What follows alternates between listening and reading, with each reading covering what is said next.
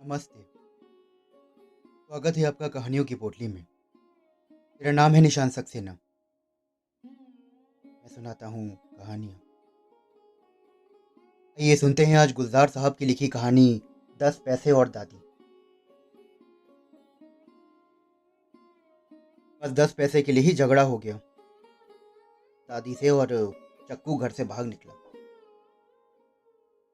10 पैसे भी कोई चीज़ होती है? राम मनोहर की जेब में कितनी रेजगारी रहती है। जब चाहे जाकर पतंग खरीद सकते हैं। एक कटी और दूसरे की कन्नी बन गई। मांझे की चक्की बस भरी ही रहती है और सद्दी के कितने सारे पत्ते रखे हैं घर में। ये सब याद आते ही गुस्सा आ गया उसे। दादी है ही ऐसी घुन्नी, इसीलिए इतनी झुर्रियां हैं उसकी शक्ल पर। राम की दादी की शक्ल पर तो एक भी नहीं है। एक तो एक के बाद उसे दादी के सारे नुक्स याद आने लगे। कान कितने ढीले डाले हैं। जब भी गालों पर चूमती है तो आंखों पर लटक जाते हैं। और पलके तो जैसे हैं ही नहीं। रात को सोती है तो आंधी आधी आंखें खुली रहती हैं। यहाँ तक कि मुंह भी खुला रहता है। दादी के कार्टून बनाता वो रेलवे स्टेशन तक आ गया। बिना किसी इरादे के वो स्टेशन में घुसा और जैसे ही गार्ड ने सीटी दी वो दौड़ के गाड़ी में चढ़ गया। गाड़ी चलने के बाद ही उसने सोचा कि चलो घर से भाग जाए।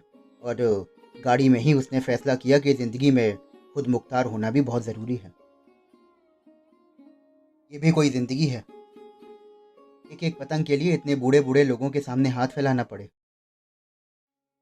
इसीलिए तो उसके बड़े भाई भी दादी को छोड़कर बम्बई चले गए थे और अब कभी आते भी नहीं हैं। गाड़ी के दरवाजे के पास बैठे बैठे उसे नींद आ गई। बहुत देर बाद जब आँख खुली तो बाहर अंधेरा हो चुका था। उसे पहली बार एहसास हुआ कि वो वाकई घर से भाग आया है। दादी पर गुस्सा तो कम हुआ था लेकिन गिला और शिकायतें अभी भी गले में रुंधी हुई थी। 10 पैसे कौन सी बड़ी चीज़ है।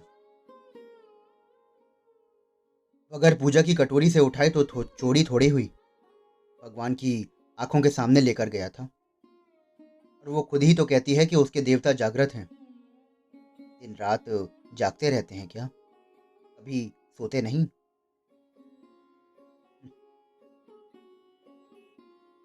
10 पैसे कैसे नहीं देखे और देखे तो बताया क्यों नहीं दादी को?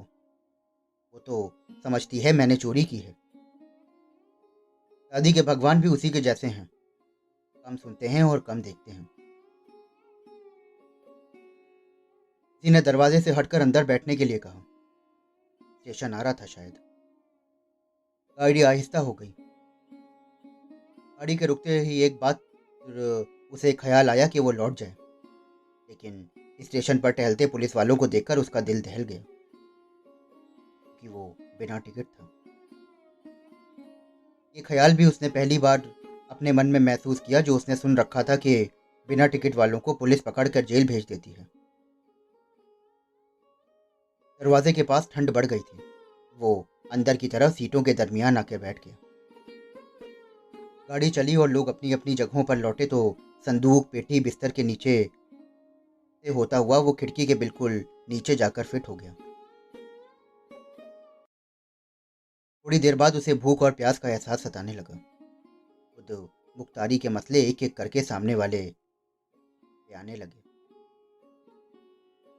उसे भूख भी सता रही थी और प्यास भी। ऊपर वाली बर्थ पर सोए हुए हजरत की सुराही मुसलसल ट्रेन के हिचकोलों से झूल रही थी और सुराही के मुंह पर औंधा लगा हुआ था। गिलास भी मुलसल किटकिट किए जा रहा था। उसी वक्त नीली वर्दी पर पीतल का चमकता हुआ बिल्ला लगाए टिकट चेकर दाखिल हुआ। उसके पीछे पीछे उसका असिस्टेंट जो कि बिना टिकट वालों को गुद्दी से पकड़े हुए दाखिल हो रहा था। उसकी तो जान ही निकल गई। वो सोच रहा था कि चलती हुई गाड़ी से ये आदमी कैसे अंदर आ गया। स्टेशन से चढ़ते हुए तो नहीं देखा था। जरूर ये कहीं छुप के बैठे रहता होगा। सीट के नीचे ही नीचे घसीटता घसीटता वो नीली वर्दी के पीछे की तरफ जा पहुंचा। फिर वहां से खिसकता हुआ डब्बे के दूसरी तरफ जा निकला, जहां पर उसे टॉयलेट नजर आ गया। बस उसी में घुस गया और निकर खोल के कमोड पर बैठ गया। पखाने में थोड़े ही कोई टिकट पूछने आएगा। ये ख्याल भी आया कि दूसरे लोग ये तरकीब क्यों नहीं इस्तेमाल करते, और वो चेचक के दागों वाला तो कर ही सकता था। इसे टीटी के असिस्टेंट ने गुद्दी से पकड़ रखा था। वो बहुत देर तक बैठा रहा। उसे ठंड भी लग रही थी। थोड़ी देर कमोड पर बैठे बैठे नींद भी आने लगी थी। फिर गाड़ी ने पटली बदली और एक धक्का सा लगा। रफ्तार भी कुछ कम होने लगी। बड़ी एहतियात से उसने टॉयलेट का दरवाज़ा खोला तो बाहर कोई स्टेशन आ रहा था। झांक कर देखा तो नीली वर्दी कहीं नजर नहीं आई।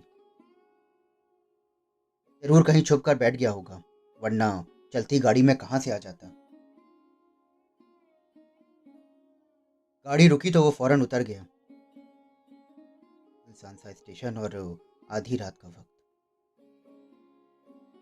कोई उतरा भी नहीं और गाड़ी थोड़ी देर तक हाँफती रही। फिर भग भग करती हुई आगे चल दी। वो एक बेंच पर सिकुड़ के अपनी टांगों में मुंह देकर बैठ गया और फौरन ही तकिए की तले लुढ़क गया। ठक करता लालटेन हाथ में लिए एक चौकीदार आया और कान से पकड़कर उसे उठा दिया। ए चल, बाहर निकल। घर से भाग के आया है क्या? चल भाग जा यहाँ से, नहीं तो चौकी वाले धर के ले जाएंगे और चक्की पिसवाएंगे जेल में। की धमकी धमकी में वो लड़खड़ा कर खड़ा हो गया। चौकीदार ठक ठक करता रहा और फिर कहीं गायब हो गया। वो प्लेटफॉर्म के नीचे तक टहल गया, जहां मध्यम सी रोशनी में एक बोरियों का ढेर नजर आ रहा था। बोरियों के पीछे ही कोई बुढ़िया दादी की तरह मुंह खोले सो रही थी, फटा पुराना लिहाफ ओढ़े। शायद कोई भिखारिन होगी। नींद और बर्दाश्त नहीं हो रही थी तो वो भिखारिन के लिहाफ में घुस गया। उसे लगा कि जैसे वो दादी के लिहाफ में घुस रहा है। गांव में अक्सर ये होता था।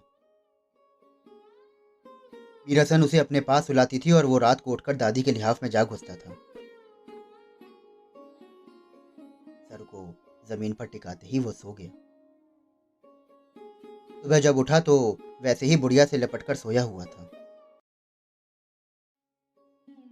भिखारन के सहारे पड़े कटोरे में रेजगारी पड़ी थी।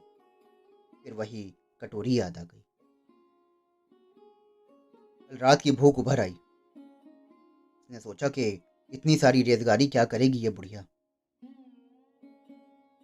दादी से पूछो तो कहती थी कि मर मर कर तो जरूरत पड़ती है पैसों की, वरना इस काठी को जलाएगा कौन। झूठी। इतनी लकड़ियां पड़ी थी घर में। उसकी नजर फिर कटोरे पर गई। एक 10 पैसे निकाल भी लूं तो क्या है। यहाँ तो भगवान नहीं और दादी भी नहीं। मांग लूं तो शायद खुद ही दे दे। उसने इधर उधर देखा तो कैंटीन के पास रखी अंगीठी का धुआं कोहरे के संग चढ़ता जा रहा था। उसने 10 पैसे उठा लिए और बुढ़िया का लिहाफ ठीक किया और वहां से चल दिया।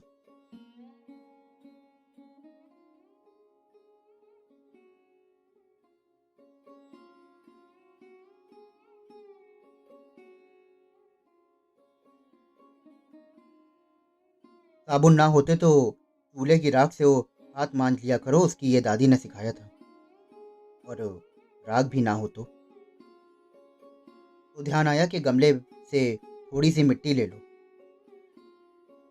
उसने ठंडे पानी से हाथ धोए। किसी ने कोयला मसल कर रखा था होदी पर, तो शायद मंचन किया होगा।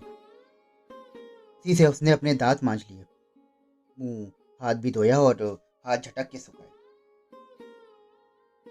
नेकर की हाथ से ही उसने नेकर से ही उसने अपने हाथ पोंछे और ठंडे ठंडे 10 पैसे के सिक्के ने हाथ पर काट खाया। वापस लौटा तो बुढ़िया के पास 3-4 आदमी खड़े थे। उसके सर पर बैठा था और कह रहा था कि बिल्कुल अकड़ गई है, मरे भी 8 घंटे तो हो ही गए होंगे। रात नींद में चल बसी है शायद। अक्कू वहीं घबरा कर खड़ा हो गया। वेटिंग रूम से भी कुछ लोग उसी तरफ आ रहे थे। क्या होगा इसका? स्टेशन मास्टर आएगा तो किसी को खबर देगा।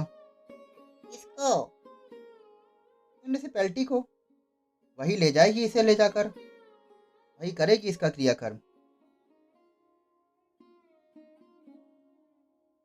जो पास बैठा था उसने लिहाफ खींचकर मुंह ढक दिया। अक्कू ने नेकर की जेब से 10 पैसे निकाले और बुढ़िया के कटोरे में फेंक दिए।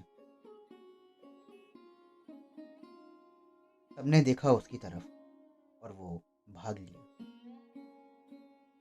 वो भाग लिया बहुत तेज अपनी दादी के पास। अपनी दादी के पास।